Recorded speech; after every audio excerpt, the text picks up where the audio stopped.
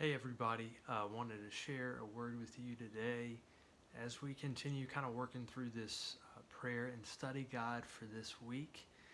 Today I'm lifting up Isaiah 41 as a devotion, and I want to really just zone in on a few verses, starting at verse 8.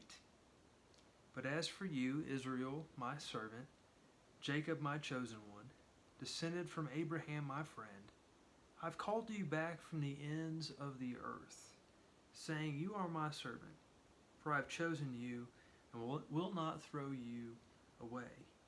Don't be afraid, for I am with you. Don't be discouraged, for I am your God. I will strengthen you and help you. I will hold you up with my victorious right hand. I think that's a word that we need today. Don't be afraid. That's kind of what we're going to be exploring this Sunday in our text.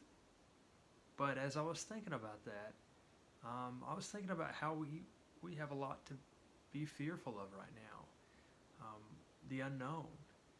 We don't know necessarily how to navigate what's going on in our world, and so maybe there's a sense of fear that we are experiencing in our lives right now, and I think that's okay. I think that's normal. I've got my buddy here. I'll pick him up. This is my buddy Cohen. I've had him. He's about 8 years old. He's a mix Australian cattle dog mix with something real small. But I've noticed one thing about him is when the dryer is going on, when it gets to the end of the cycle, it will ding. It'll make this loud ding noise. And it really upsets Cohen. He gets very scared. And what he does is he just shakes. And when he does that, he'll come up right next to me and just get under my arm and he'll just shake.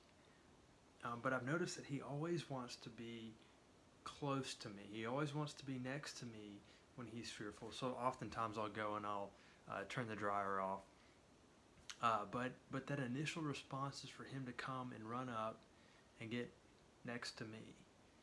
And I think in this time where we are experiencing some fear and maybe some anxiety, it's an opportunity for us to run up to God and to dive into prayer and to spend time in reflection, especially during this Lenten season, as we are really invited to do those things and to draw closer to God and grow deeper in our relationship with God.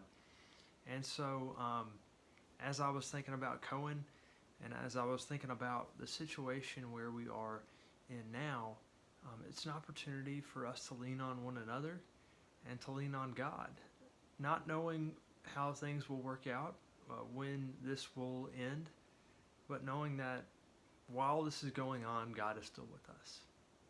And I think that that's something that we can take comfort in. Today we are again lifting up our healthcare professionals, those doctors and nurses and the custodial staff at the hospitals, all those folks who are working so hard, who are working tirelessly to help combat this. And so our thoughts and prayers certainly go out to them, and encourage you to stay home if you can, stay safe, and I'll look forward to seeing you again in worship in the near future.